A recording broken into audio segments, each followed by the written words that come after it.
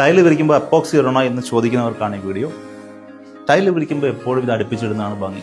Tile അടുപ്പിച്ചിട്ട് കഴിഞ്ഞാൽ അതൊരു continuous design വരുന്ന ഒരു ടൈലാണെങ്കിൽ എപ്പോഴും അതിന് ഭംഗി കിട്ടുക ഇത് തമ്മിൽ ജോയിൻ്റ് ആക്കി ഇടുമ്പോഴാണ്. കാരണം ഇതൊരു കണ്ടിന്യൂസ് ഡിസൈനാണ്. നമ്മൾ അടുപ്പിച്ചിട്ട് കഴിഞ്ഞാൽ ഈ കണ്ടിന്യൂസ് ഡിസൈൻ നേരെ നമുക്ക് ഇത് കണക്റ്റഡ് ആയി കഴിഞ്ഞാൽ ഒരൊറ്റ സ്ലാബ് കിടക്കുന്ന ഒരു ഫീൽ നമുക്ക് കിട്ടും. അതാണ് ഭംഗി ബേസ് നല്ലത്. പക്ഷേ നിങ്ങൾ വലിയ സ്ലാബുകളിലാണ് ടൈൽ ലേ ചെയ്യുന്നതെങ്കിൽ എപ്പോഴും എപ്പോക്സി ഇട്ട് മാത്രം ടൈൽ ചെയ്യുക.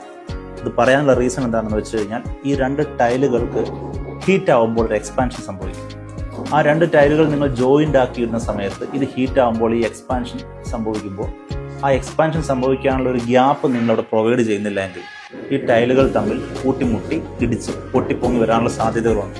അങ്ങനെ ചെയ്തു കഴിഞ്ഞാൽ നിങ്ങൾ സ്പെൻഡ് ചെയ്യുന്ന ഈ എമൗണ്ട് ഒരു വേർത്തുമില്ലാണ്ടായി പോകും.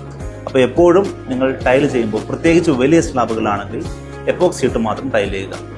ഇതുപോലുള്ള കൂടുതൽ ടിപ്സിനെ ഫോളോ ചെയ്യുക.